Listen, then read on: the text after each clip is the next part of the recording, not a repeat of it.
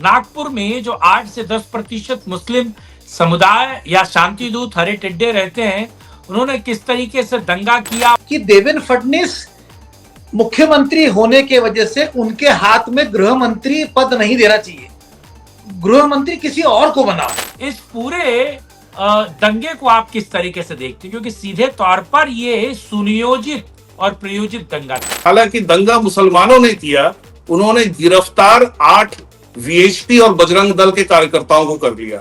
इनके लिए सुनियोजित कोई है नहीं, बहुत आसान है इनके लिए। ये क्या मतलब, छत पे पत्थर रहते ही है तो ये कभी भी जमा करके और 100-200 लोग इकट्ठा करना इनके लिए कोई बड़ी वो तकलीफ का काम नहीं है, तो ये कभी भी कर सकते हैं। क्या देवेंद्र फडणवीस कमजोर हो गए जो अभी तक वहां बुलडोजर नहीं चला? तो दंगा उनको जब करना होता है वो करते हैं। अजय जी की ये बात सही है कि उनकी छतों पे पत्थर रखे रहते हैं। क्या आरएसएस के कार्यालय में 30 तारीख को नरेंद्र मोदी देश के प्रधानमंत्री आने वाले हैं, इसीलिए देवेंद्र फडणवीस के हाथ बांध दिए गए हैं? ये जो दंगा करवाया है, ये वक्फ जो एक्ट जो पास होने वाला है उसके खिलाफ ये रेजिस्टेंस है। देवेंद्र फडणवीस क्यों कुछ नहीं कर पा रहे हैं, बड़ा सवाल ये है। नमस्कार, मैं कुमार श्रीकांत आपका स्वागत कर रहा हूं स्वधर्म में। और स्वधर्म में आज के इस वीडियो में, आज के इस पॉडकास्ट में हम बात करेंगे नागपुर के दंगे को लेकर। नागपुर में जो 8 से 10% मुस्लिम समुदाय या शांति दूत हरे टिड्डे रहते हैं, उन्होंने किस तरीके से दंगा किया, बवाल किया, बलवा किया, किस तरीके से हिंदुओं के प्रतिष्ठानों को, हिंदुओं के घरों को, एक तरीके से उनकी गाड़ियों को, उनके वाहनों को चिन्हित करके सुनियोजित तरीके से, योजनाबद्ध तरीके से निशाना बनाया, कैसे उसको जलाया, कैसे उपद्रव किया, कैसे पूरा बवाल किया। और हरे टिड्डे ऐसा क्यों करते हैं? और नागपुर की घटना है, तो नागपुर से हमारे साथ मौजूद हैं अजय जी, आपका बहुत बहुत स्वागत है, जो इंडिक विचार से जुड़े हुए हैं। और क्योंकि नागपुर संघ का मुख्यालय है और संघ राष्ट्रीय अंतर्राष्ट्रीय तौर पर पूरे देश में एक ऐसा संगठन है जो हिंदुओं के लिए काम करता है। और क्या देवेंद्र फडणवीस कमजोर हो गए जो अभी तक वहां बुलडोजर नहीं चला? क्योंकि लखनऊ में बुलडोजर तैयार बैठे थे और केवल देवेंद्र फडणवीस को कॉल करके उन बुलडोजर्स को मंगवाना ही था। तो क्या वो ताकत या फिर वो इच्छा शक्ति देवेंद्र फडणवीस में नहीं है, या देवेंद्र फडणवीस आरएसएस और नागपुर के वजह से चुप है? और क्या आरएसएस के कार्यालय में 30 तारीख को नरेंद्र मोदी देश के प्रधानमंत्री आने वाले हैं, इसीलिए देवेंद्र फडणवीस के हाथ बांध दिए गए हैं? तो एक संघ सेवक से बेहतर, एक संघ के व्यक्ति से बेहतर इसे कौन समझा सकता है? और जो नागपुर का रहने वाला है, जो संघ को समझता है और जो नागपुर के पूरी घटना को समझता है और पूरी हरे टिड्डों को, बवाल को समझता है। इसीलिए आज अजय जी को हमने इस प्रोग्राम में बुलाया है। और मेरे साथ सुजीत दासगुप्ता, स्वधर्म के संस्थापक, एडिटर और वरिष्ठ पत्रकार हैं, जो राष्ट्रीय अंतर्राष्ट्रीय मामलों को बहुत बेहतर तरीके से समझाते हैं। और लगातार स्वधर्म पर वेबसाइट हो या यूट्यूब हो, उस पर हम अलग अलग मुद्दों पर बड़ी बेबाकी से और साफगोई से बात करते हैं, जो हिंदुत्व से जुड़े हुए मुद्दे हों, जो सनातन से जुड़े हुए मुद्दे हों, जिससे सनातन का प्रभाव और सनातन पे आने वाली संकटों को एक तरीके से हम उस पर भी चर्चा करते हैं। आज मैं स्वागत करता हूं अजय जी और सुजीत जी के। आज मैं और सुजीत जी सवाल पूछेंगे अजय जी से और समझने की कोशिश करेंगे कि आखिर ये सब हुआ क्या है। अजय जी, मेरा पहला सवाल, उसके बाद फिर सुजीत जी और हम लोग मिलकर सवाल पूछेंगे। इस पूरे दंगे को आप किस तरीके से देखते हैं, क्योंकि सीधे तौर पर ये सुनियोजित और प्रयोजित दंगा था? जी देखिए, ये जो हम पत्रकार लोग या टीवी वाले या कभी कभी भाजपा के प्रवक्ता भी ये जो बोलते रहते हैं ना कि सुनियोजित, तो इनके लिए सुनियोजित कोई है नहीं, बहुत आसान है इनके लिए। ये क्या मतलब, छत पे पत्थर रहते ही है तो ये कभी भी जमा करके और 100-200 लोग इकट्ठा करना इनके लिए कोई बड़ी वो तकलीफ का काम नहीं है, तो ये कभी भी कर सकते हैं। और फिर बस पत्थर लेके निकलना है, तो ये तो कभी भी हो सकता है। और ये जो जहाँ पे ये दंगा हुआ है, ये आरएसएस के हेडक्वार्टर वहां से केवल 1 आध किलोमीटर दूर होगा, या मतलब 1200 मीटर होगा। और जो हमारे यहाँ के मेंबर ऑफ पार्लियामेंट है नितिन जी गडकरी, उनका जो पुराना घर है जहां से वो आते थे, वो भी वहां से एकदम करीब है।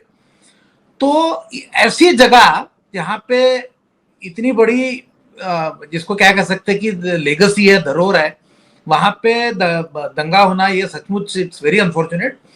पर अब ये देखिए गड़बड़ क्या है कि मुझे ऐसा लगा कि ये जो औरंगजेब की कोई एफिजी लेके उस पे उसको जला दिया, ये करना नहीं, ये मतलब अवॉइड करना चाहिए हमें। ये मेरा सबसे पहली फीलिंग है, क्योंकि ना एक बहुत बड़ा काम होने वाला है, वो है वक्फ एक्ट। तो हमारा पूरा कंसंट्रेशन वहां है, तो इसको अवॉइड करना चाहिए। पर क्या है कि ये देवेंद्र फडणवीस के मुख्यमंत्री, भाजपा के महाराष्ट्र के सबसे सक्सेसफुल मुख्यमंत्री, और जो काम शरद पवार भी नहीं कर पाए वो देवेंद्र फडणवीस ने करके दिखाया। उन्होंने 5 साल सरकार चलाई, ये खुद शरद पवार भी नहीं कर पाए। पॉइंट क्या है कि इतने बड़े सक्सेसफुल मुख्यमंत्री के शहर में दंगा करना एक उनके लिए इंपॉर्टेंट वो था जो उन्होंने कर दिया। अब आप ये देखिए, एक और महाराष्ट्र में कंटिन्यूअस बेसिस पे एक चीज जो चल रही है वो ये है कि देवेंद्र फडणवीस मुख्यमंत्री होने के वजह से उनके हाथ में गृह मंत्री पद नहीं देना चाहिए, गृह मंत्री किसी और को बनाओ। This is a continuously this narrative is getting built up. और इसमें दुख की बात क्या है कि जो भाजपा के जो 2 अलाइज है, उनके दिल में कहीं ना कहीं ये बात है कि अगर ये मुख्यमंत्री तो बन गए तो गृह मंत्री पद किसी और को मिल जाता। तो खास करके मतलब जो शिवसेना है उनके दिल में बात है। तो ये नैरेटिव कंटिन्यूस बिल्ड हो रहा है, और ये नैरेटिव बिल्ड करने के लिए क्या कर रहे हैं फिर कि जगह जगह कहीं ना कहीं कुछ ना कुछ इंसिडेंट्स होते रहने चाहिए। जैसे अब 1-2 महीना पहले जो मराठवाड़ा में एक छोटी सी जगह है बीड़ नाम से, जहां से धनंजय मुंडे आते हैं, वहां पे एक भयंकर दुर्घटना हो गई, जघन्य अपराध हो गया, मतलब किसी की हत्या हो गई। तो ये इंसिडेंट हो गया। उसके बाद में फिर एक पूना में एक बलात्कार का इंसिडेंट, मतलब वो शायद अब पता चल रहा है कि वो वैसा था ही नहीं, बट वो भी पेपर में उसको बहुत बड़ी पब्लिसिटी मिल गई। तो ये सतत ये प्रयत्न हो रहा है ये दिखाने का कि Devendra Fadnavis is a unsuccessful home minister, क्योंकि सरकार तो हटा नहीं सकते 5 साल, इतनी जबरदस्त मेजोरिटी की सरकार तो हट नहीं सकती। तो पर उनके हाथ से किसी तरीके से ये गृह मंत्री पद छीनने की जबरदस्त साजिश है, ये मेरी ये कोशिश कौन कर रहा है अजय जी? ये कोशिश कौन कर रहा है? किस तरफ से ये कोशिशें हो रही है? ये देखिए, ये कोशिश तो ठीक है कांग्रेस तो कर ही रही है, बट इसमें सबसे ज्यादा जो बड़ा हाथ है ना वो राष्ट्रवादी कांग्रेस शरद पवार का है। क्योंकि आज भी तो ये दंगा एनसीपी ने करवाया, आप क्या कह रहे हैं? ये दंगा एनसीपी ने करवाया? नहीं, ये कांग्रेस, देखिए नागपुर में एनसीपी का हाथ वैसे है नहीं, बट वह जो बीड़ और पूना के जो इंसिडेंट्स है वो आप ये कह सकते हैं कि वहां पे एनसीपी का अच्छा माहौल है। वहां पे आज भी शरद पवार के सॉलिड उनके लीवर्स पे आज भी पावर के अच्छे हाथ है। बट जो नागपुर में जो दंगा हुआ है वो आप इजीली कह सकते हैं कि नागपुर में Congress is very strong, Nagpur में कांग्रेस इज वेरी स्ट्रॉन्ग। तो अगर हम समझने की कोशिश करें तो जो मेन स्ट्रीम मीडिया और सोशल मीडिया दोनों में ये बात हो रही है, 2 ट्रिगर्स की बात हो रही है। एक तो ये कि छावा फिल्म देखकर बहुत से लोग भड़क गए, और दूसरा ये कि औरंगजेब का जो उसकी जो कब्र है उसको खोदने की, उसको डिमोलिश करने की बात हो रही है, उससे मुसलमान भड़क गए। तो भड़के किससे? इन 2 घटनाओं से, या फिर ये जो आप जो भिंड की घटना बता रहे हैं, पुणे की घटना बता रहे हैं, उनसे? ट्रिगर क्या था, किस बात से भड़के? मैं ये कह रहा हूं कि भड़क औरंगजेब की जो कब्र है उसको आने वाले कितने सालों के लिए नहीं खोद सकते, आप ये बात बिल्कुल गाढ़ मान लीजिए, क्योंकि वो एएसआई के द्वारा प्रोटेक्टेड मॉन्यूमेंट है, आर्कियोलॉजिकल सर्वे ऑफ इंडिया से प्रोटेक्टेड मॉन्यूमेंट है, तो उसको खोद नहीं सकते। वो दैट इज मतलब जब तक वो लॉ चेंज नहीं होगा, फिर उसको डी प्रोटेक्ट कराना पड़ेगा सेंटर से, एएसआई को उसका प्रोटेक्शन निकालना पड़ेगा, उसको जो ग्रांट जाती है वो बंद करवाना पड़ेगा, उसके बाद ही ये होगा। तो दैट इज जस्ट रेटरिक, वो नहीं तो होगा। अजय जी 6.5 लाख के आसपास हर साल हम लोगों का टैक्स पेयर का पैसा, बिल्कुल जो हिंदू बिल्कुल टैक्स बिल्कुल पेयर है उनका पैसा औरंग के कब्र को साज सज्जा और साफ सफाई के लिए खर्च किया जाएगा, यानी कि वो बिल्कुल बिल्कुल। हमेशा आपके माथे पर कलंक के तौर पर रहेगा। आपके कहने का मतलब ये है? नहीं नहीं, हमेशा नहीं रहेगा, हमेशा नहीं रहेगा। आप इसको साल 2 साल भूल जाइए, राइट, साल 2 साल इसको भूल जाइए आप। नंबर 1, उसमें पूरा लॉ का प्रोसेस है, वो जब होगा उसके बाद ही ये होगा। मैं बिल्कुल ये बात मतलब I can put my shirt on it. अब आप अपन दंगे पे आते हैं। दंगा जो हुआ है उसके पीछे जो वक्फ एक्ट का जो अमेंडमेंट है, उसका गुस्सा उसका है। और ये जो छावा पिक्चर, छावा मूवी देखने से जो गुस्सा है, वो गुस्सा तो हिंदुओं में है। वो गुस्सा शांति दूतों में क्यों होगा? ये गुस्सा तो हिंदुओं में है। तो छावा मूवी से अब ये एक और क्या हो गया कि देवेंद्र फडणवीस जी ने आज विधानसभा में ये विधान किया कि छावा मूवी से लोगों की भावनाएं बड़ी आहत है, लोगों में आक्रोश है, हिंदुओं में बड़ा आक्रोश है। तो उसको मीडिया ने क्या छाप दिया कि देवेंद्र फडणवीस ने यह कह दिया कि छावा की वजह से दंगा हो गया। ये भी झूठ है। उन्होंने ये कहा कि छावा देखने की वजह से हिंदुओं में आक्रोश है, जो इतिहास है वो जीवंत होकर हमारे सामने आ गया, तो हिंदू बड़े दुखी है। तो ना तो छावा से हुआ है, ना औरंगजेब की कब्र खोदेंगे इस बात से हुआ है। ये जो दंगा करवाया है, ये वक्फ जो एक्ट जो पास होने वाला है, उसके खिलाफ ये रेजिस्टेंस है। मैं एक मतलब मैंने कल ही एक छोटा सा एक मेरा मराठी में एक शॉर्ट बना के मैंने डाला है। मैंने उसमें भी ये बात मेंशन की है कि जिस रात को नागपुर में दंगा हुआ, उसी शाम को दिल्ली में जंतर मंतर में कितने लाखों की तादाद में भीड़ इकट्ठा हो गई थी, और वो भाषण शायद किसी ने सुना ही नहीं। वहां जो ज्ञानी लोग जो बात कह रहे थे, वो ये कह रहे थे कि हम रास्तों पे उतर जाएंगे और हम ये वक्फ एक्ट पास होने नहीं देंगे। तो मेरे हिसाब से right now the central issue is Waqf act.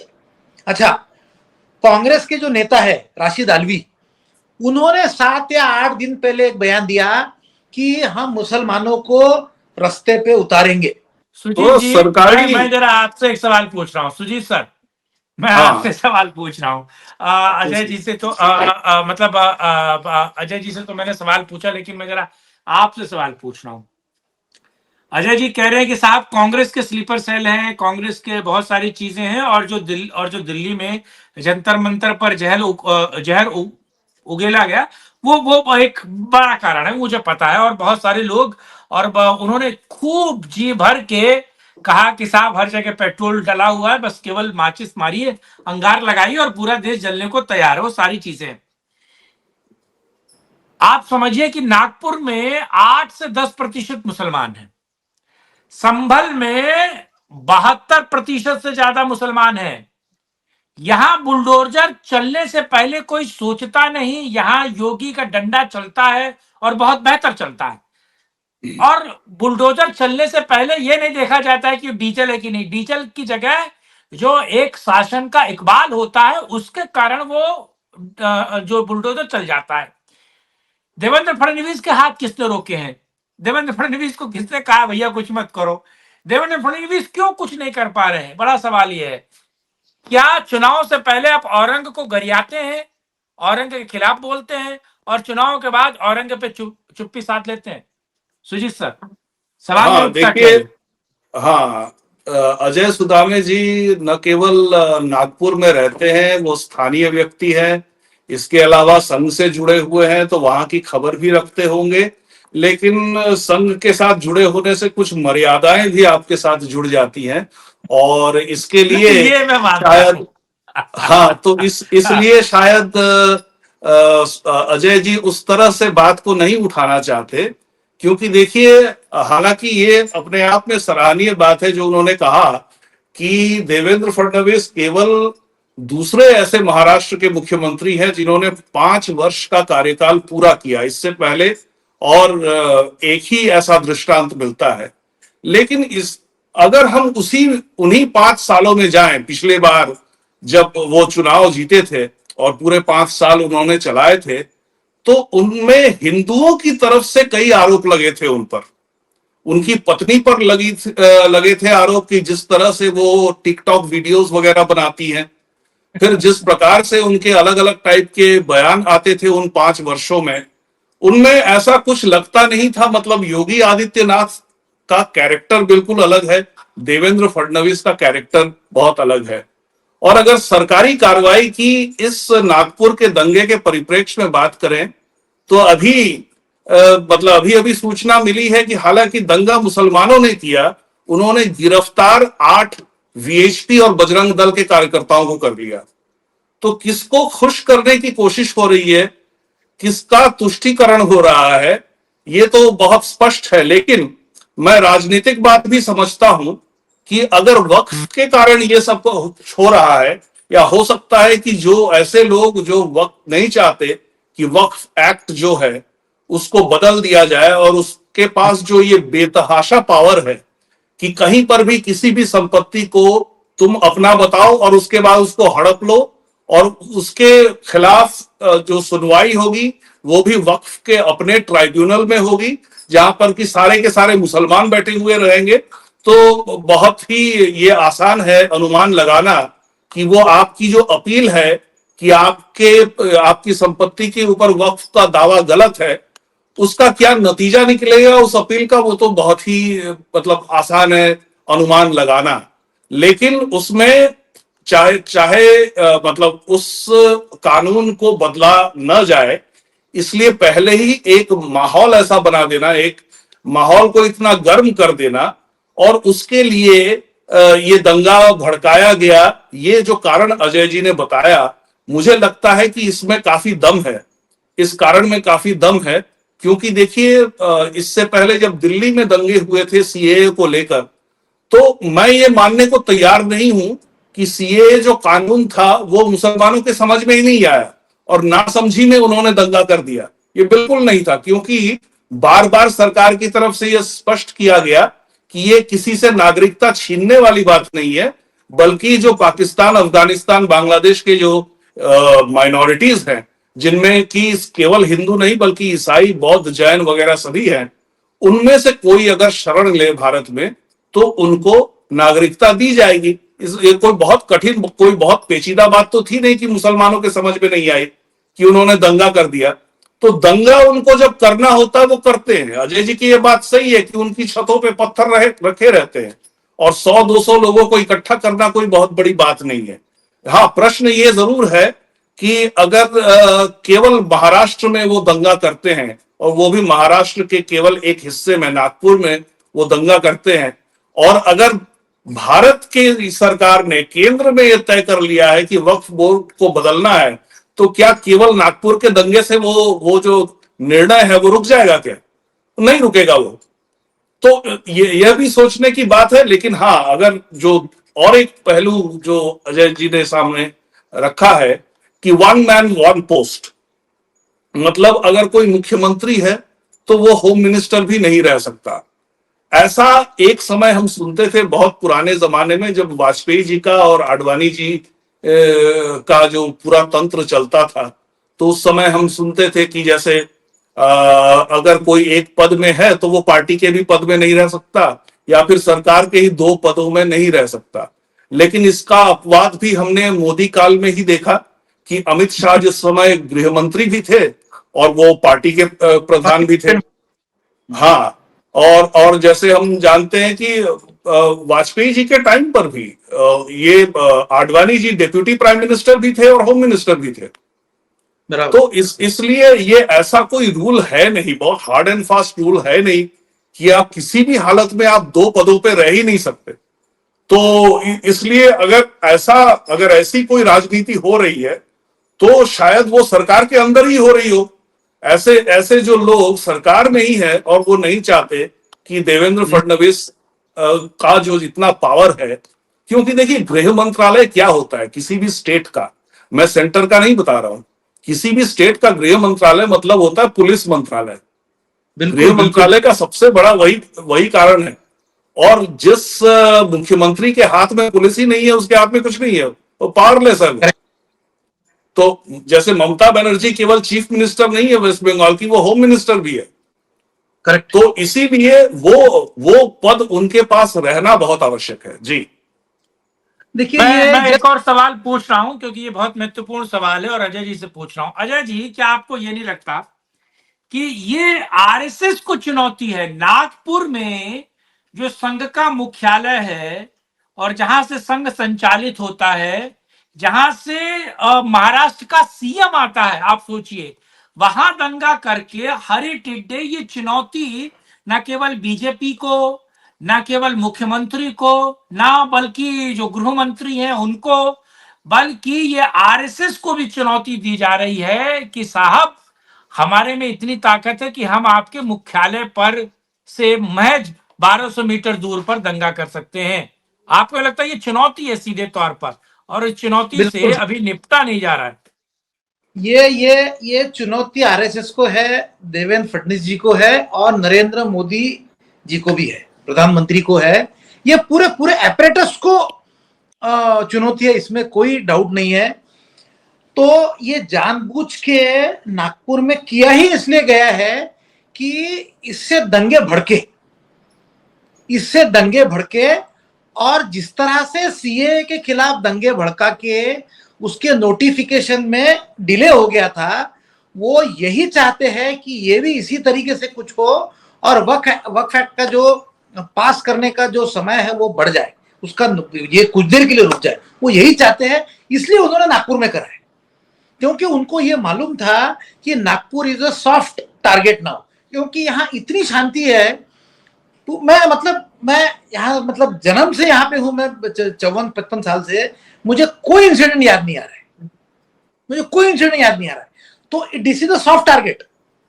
तो जैसे आपने जैसे कहा कि संभल में 70% शांति दूत होने के बाद भी बुलडोजर निकालने से पहले सोचा नहीं जाता, तो ये आपका ये पॉइंट कंसीड कर दिया कि जैसे योगी आदित्यनाथ जैसा कलेजा पाना बहुत ही मुश्किल बात है। उन्होंने कोई जरूर कोई खास उन्होंने विद्या पाई है, इसमें कोई शक नहीं मुझे, पर ठीक है, दैट्स डिफरेंट कंपैरिजन।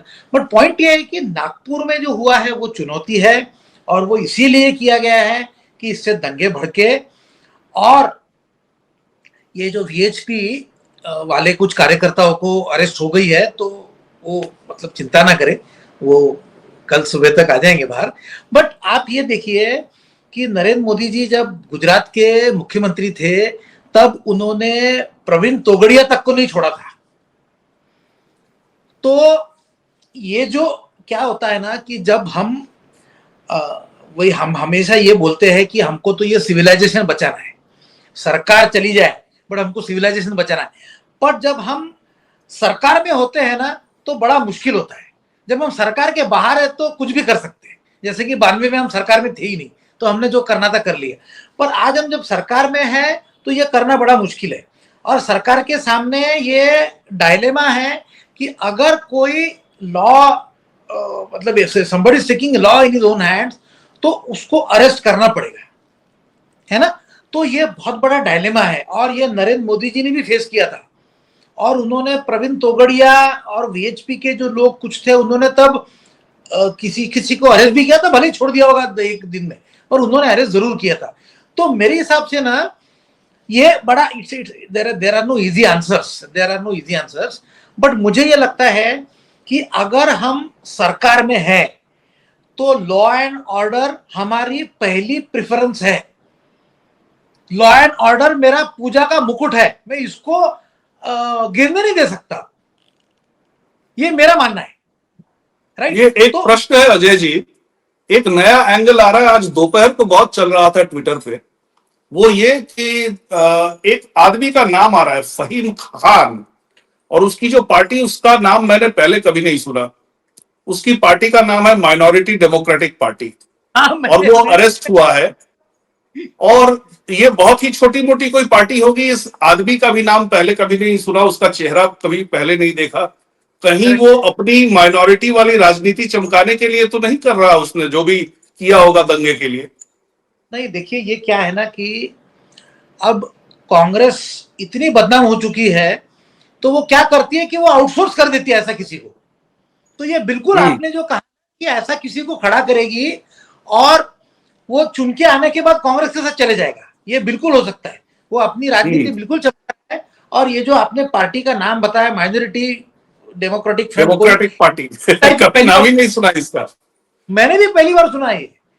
तो ये लेकिन ये फहीम खान के नाम से तो मैं समझ सकता हूँ कि ये पार्टी यही बना सकता है। ये नाम से तो क्लियर है कि इसकी पार्टी का क्या नाम होगा।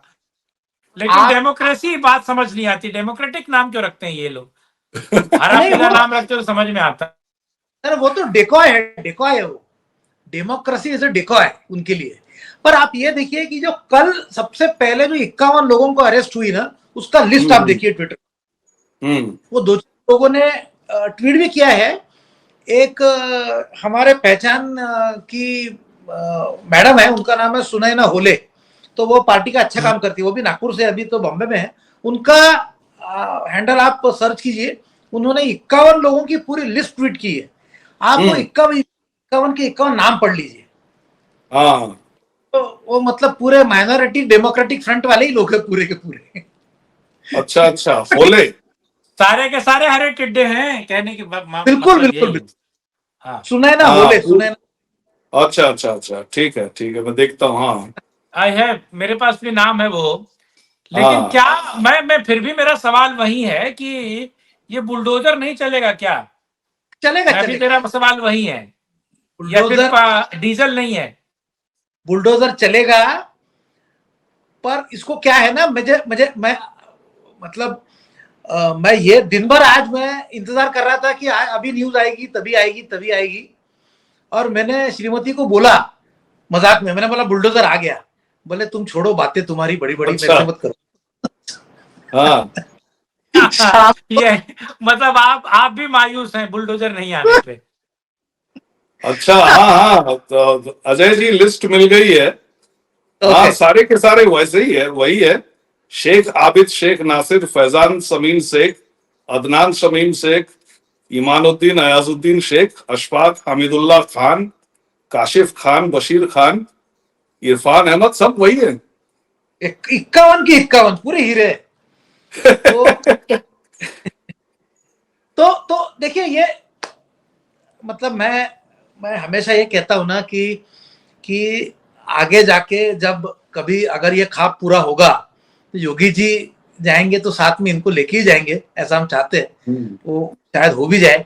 बट पॉइंट वो नहीं है। मैं पॉइंट ये कह रहा हूं कि Maharashtra cannot be looked upon as another UP, वैसा हम नहीं कर सकते, है ना। हमारे पास चैलेंज दूसरा है। और आप ये देखिए कि आज बंबई में there are only 36% Marathi people left in Bombay. तो जो कम से कम 30 से 35% हिंदी भाषिक लोग हैं बंबई में आज। आप सोचो, आज जो प्रॉपर जो मुंबई है उसका पॉपुलेशन 2.5 से 3 करोड़ है। उसमें से अगर 35% हिंदी भाषिक है, मतलब 1 करोड़ यूपी के और बिहार के लोग यहां पलते हैं। आप सोचिए कितना बड़ा इकोनॉमिक इंजन है वो। तो और हमारे नागपुर में भी सब्जी वाला बिहारी है, मैं मजाक नहीं कर रहा हूं। हमारे नागपुर में सब्जी वाला बिहारी है या तो छत्तीसगढ़ से आया है। तो अभी आप ये सोच लो कि Maharashtra is a economic engine, है ना। तो उसको यूपी के तरह से नहीं देखा जा सकता। और मतलब कुल मिला के मतलब योगी एक ही है, आपके कहने का मतलब है कुल मिला के योगी एक ही है। जो आप नहीं कह पा रहे वो मैं कह रहा हूं। योगी एक ही है, आप इसमें कोई शक नहीं है, इसमें कोई शक नहीं है। और क्या है ना कि मतलब एक समय था जब लोग सोचते थे कि इकोनॉमिक वेलबींग इज एवरीथिंग। आज लोग सोच में पड़ गए। आप ये देखिए कि ट्रंप अगर इकोनॉमिक वेलबींग सब कुछ होता तो इमिग्रेशन पे रोक नहीं लगाता ना वो। अगर चीप हाँ। लेबर ही चलेगा तो वो तो इमिग्रेशन पे रोक नहीं लगाते। तो economic wellbeing is not everything, जी, एंड टू मच ऑफ आपने इजी। बहुत अच्छी बात कही अजय जी। मैं आज ही एक चर्चा में मैं भाग ले रहा था, और वहां पर कि जैसा अमेरिका के उदाहरण दिए जाने पर लोग, कई बार ऐसा होता है, बहुत रोना रोते हैं कि वहां के जो कबीले वाले थे, जो गोरे लोग वहां जाने से पहले, जिनका अपना देश था अमेरिका, आज से 300-400 साल पहले, तो उनको दबाया गया, कुचला गया, वगैरह वगैरह। उसके बाद अंग्रेज लोग वहां पर हावी हो गए, उन्होंने उसको, अमेरिका को अपना देश बना लिया। तो मैंने Correct. कहा कि देखिए, हर जगह पे आप ये एक ही कहानी नहीं दोहरा सकते, क्योंकि परिप्रेक्ष्य जो था वो भारत का था, कि किस प्रकार भारत में भी औपनिवेशिक एक पूरा काल रहा। तो मैंने उनसे कहा कि देखिए, अमेरिका का जो नॉर्थ अमेरिका और साउथ अमेरिका का इतिहास है वो बिल्कुल अलग है। अगर आप सेंट्रल अमेरिका में जाए, जहां पे आज मेक्सिको है, और उसके और साउथ में आप चले जाए, जहां ब्राजील है, अर्जेंटीना है, साउथ अमेरिका सब, तो इन जगहों पे तीन बहुत महान सभ्यताएं हुआ करती थी। करेक्ट, जहां आज मेक्सिको है, वहां पे आस्टेक सिविलाइजेशन था, और नीचे आप चले जाइए, पेरू, पनामा, उस तरफ आप चले जाइए, तो इनका सभ्यता थी, और मायान की सभ्यता थी, जो स्पेनियर्ड्स ने नष्ट कर दिया। लेकिन करेक्ट। जो अंग्रेज जो नॉर्थ अमेरिका में आए थे, उनको कुछ मिला ही नहीं। वो जो वहां पर जो मोहॉक्स और चिरोकीज जो रहते थे, उन्होंने उस जगह का बिल्कुल कोई विकास ही नहीं किया था। वो अपने छोटे छोटे गांव में रहते थे। न तो उन्होंने रोड बनाया, न तो कोई ब्रिज बनाया, न तो कोई महल बनाया, न कोई मंदिर बनाया, कुछ था ही नहीं। तो आज का जो अमेरिकी है, मतलब आज अमेरिका जो भी है, वो गोरे लोगों ने ही बनाया पिछले 300 साल में। हाँ। करेक्ट। तो इसलिए आप ये नहीं कह सकते कि भारत और उनका जो है आप तुलना कर सकते, आप तुलना नहीं कर बिल्कुल। सकते।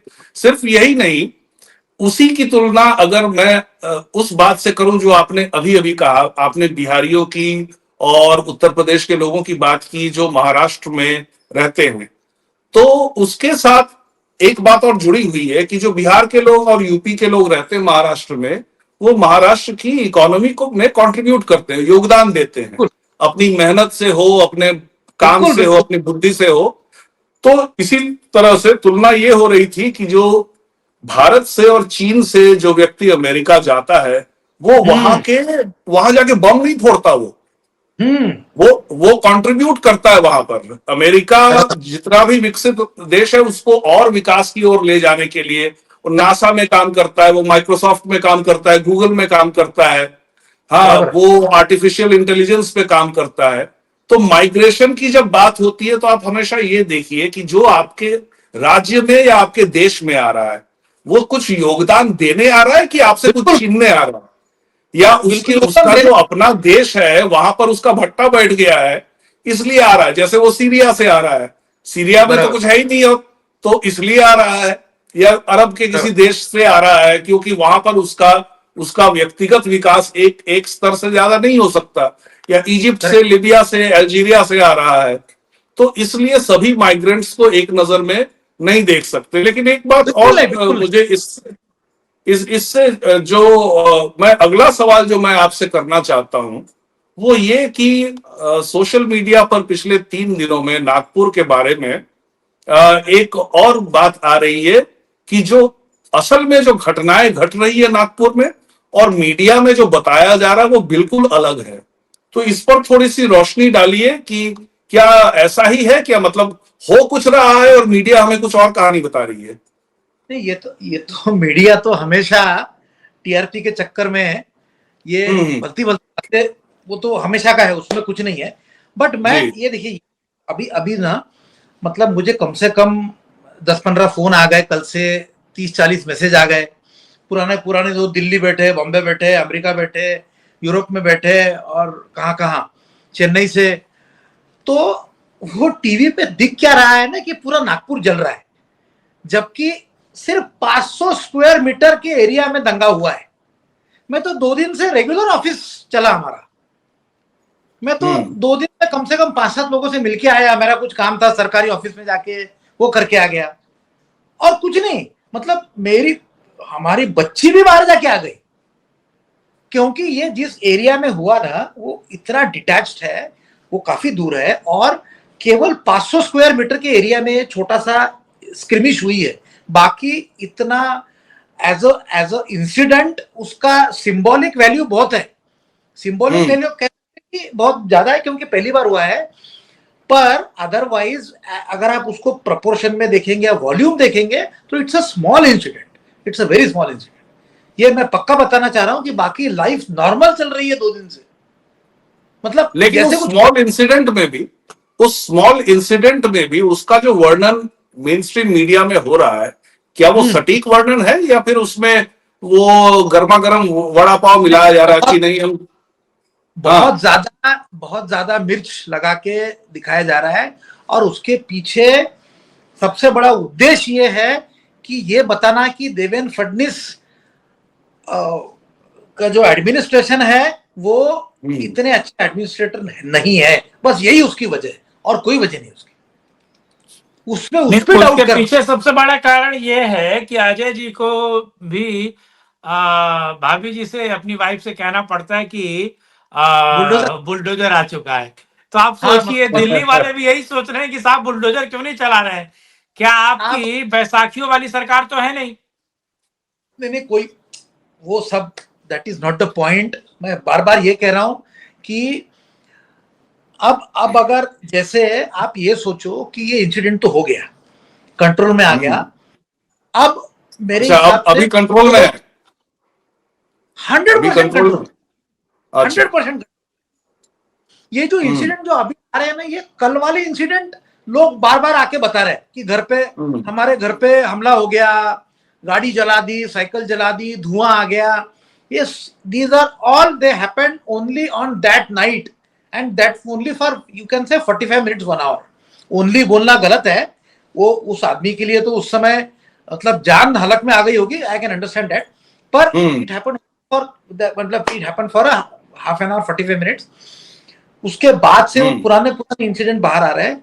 मेरा पॉइंट ये है कि मीडिया में देवेंद्र फडणवीस जी को कंटिन्यूअस टारगेट किया जा रहा है क्योंकि वो दूसरे मोदी बनने जा रहे हैं, मुझे कोई शक नहीं है।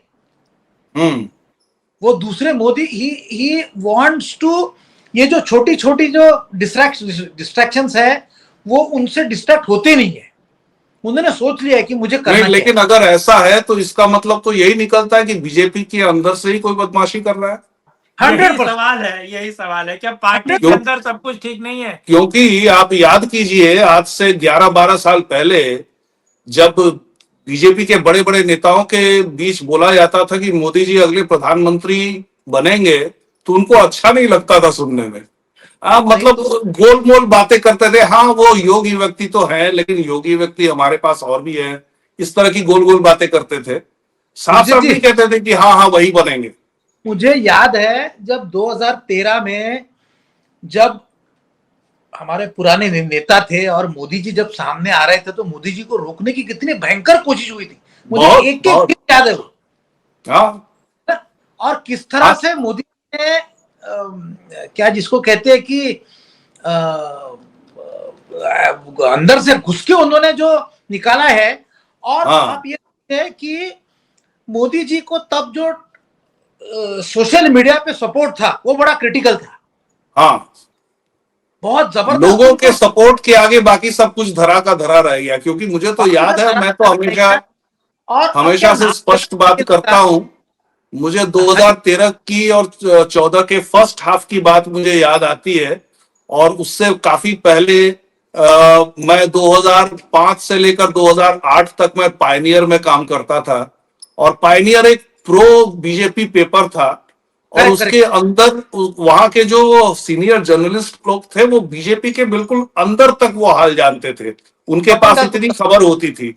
तो यहां तक कि पायनियर के अखबार में भी जब हम लोग एडिटोरियल लिखते थे तो उसमें एक टर्म का प्रयोग होता था D4, मतलब D4 मतलब दिल्ली में बसे हुए 4 बड़े नेता, जो कि आडवाणी के बहुत नजदीकी माने जाते थे। और बाद में जब उन्होंने देखा कि मोदी जी के पास पावर आ गया है तो रातों रात उन्होंने अपना कैंप बदला। जिसमें बराबर। अरुण जेटली थे, सुषमा स्वराज थी, राजनाथ सिंह थे, और अभी एक दिवंगत हो गए हैं जो कर्नाटक से जो थे, अनंत कुमार। तो कभी कभी, और इस बात को आडवाणी जी स्वयं मानते थे, और कभी कभी मजाक में कहते थे आप इनको D4 मत कहिए, A5 कहिए, क्योंकि ए फॉर आडवाणी है और ये आडवाणी का सर्कल है। वो मजाक मजाक में कभी कभी हंसते हुए कह भी देते थे, तो कोई गोपनीय बात नहीं है। लेकिन अगर ऐसा देवेंद्र फडणवीस के साथ अगर हो रहा है तो पार्टी के अंदर से कोई कर रहा है, क्योंकि देखिए एक बहुत बड़ा जो, चाहे आप योगी आदित्यनाथ की बात करें या देवेंद्र फडणवीस की, इनकी आयु मोदी जी से बहुत कम है। Correct correct. हाँ, और संघ में और बीजेपी में भी सीनियोरिटी का बहुत महत्व होता है। तो लेकिन अगर आप इस आधार पे तय करें कि मोदी जी का सक्सेसर कौन होगा, तो उस पे गवर्नेंस का भी रिकॉर्ड आ जाता है, ट्रैक रिकॉर्ड। तो बिल्कुल, लोग बिल्कुल। कहेंगे कि, हाँ, लोग कहेंगे कि 2 बार के मुख्यमंत्री रह चुके यूपी में योगी आदित्यनाथ, तो 2 बार के लिए महाराष्ट्र में देवेंद्र फडणवीस रह चुके हैं, तो उसके आधार पे मोदी के उत्तराधिकारी अगर कोई हो सकते हैं तो वो इन दोनों में से कुछ कोई हो सकता है, तो फिर उनके बीच भी मुकाबला हो जाएगा फिर। ये ये भी एक स्थिति देखिए, बनती है। मुझे लगता है राजनीति में 2+2 4 नहीं होता है, वो 10 भी हो हाँ, सकता है और 8 भी हो सकता है। नहीं, और हमारे पास में अर्थमेटिक। क्रिस्टल बॉल हाँ है नहीं अभी। हाँ, हमारे पास में कोई क्रिस्टल बॉल है नहीं, क्या होगा ठीक है। हम तो ये नहीं है। पर बात यह है कि मतलब अब जो सेकंड रंग लीडर है उसमें देवेंद्र फडणवीस जी, योगी आदित्यनाथ जी, और मेरे हिसाब से हिमंत बिस्वा शर्मा भी अच्छा नाम है उनका, मतलब हाँ, वो। ठीक है, चलिए, तो मतलब हाँ, हमने नागपुर के दंगों पर या नागपुर में जो कुछ हुआ उसको लेकर एक बेहतर बातचीत की, अंदर का हाल भी समझा और बीजेपी के अंदर का खेल भी समझा, और बेहतर तरीके से ये बातचीत हुई और बड़ी बेबाकी से। वो बात अलग है कि कुछ इशारों को अगर समझो तो राज को राज रहने दो। अजय जी ने बहुत सारी बातों को राज भी रखा और इशारों इशारों में अपनी बात भी कही, जिसे सुजीत जी ने बहुत बेहतर तरीके से समझाया। बहरहाल अजय सर, आज आप जुड़े स्वधर्म में, ये आपने बात की उसके लिए आपका बहुत बहुत धन्यवाद। बहुत दर्शकों से अनुरोध है कि इस धन्यवाद। वीडियो को लाइक, शेयर, चैनल को सब्सक्राइब कीजिए और ज्यादा से ज्यादा शेयर करते हुए कमेंट बॉक्स में अपनी राय जरूर पूछिए, क्योंकि आपकी राय या आपकी बात या आपका जो प्रश्न है, सवाल है, वो हमारे लिए बहुत जरूरी है और वो प्रेरणादायक भी है। अजय सर, आपका बहुत बहुत धन्यवाद। फिर मिलेंगे, करेंगे नमस्ते। राष्ट्र में एक और चर्चा। जय हिंद, जय भारत, वंदे मातरम, नमस्कार, वंदे, जय श्री राम। जय श्री राम।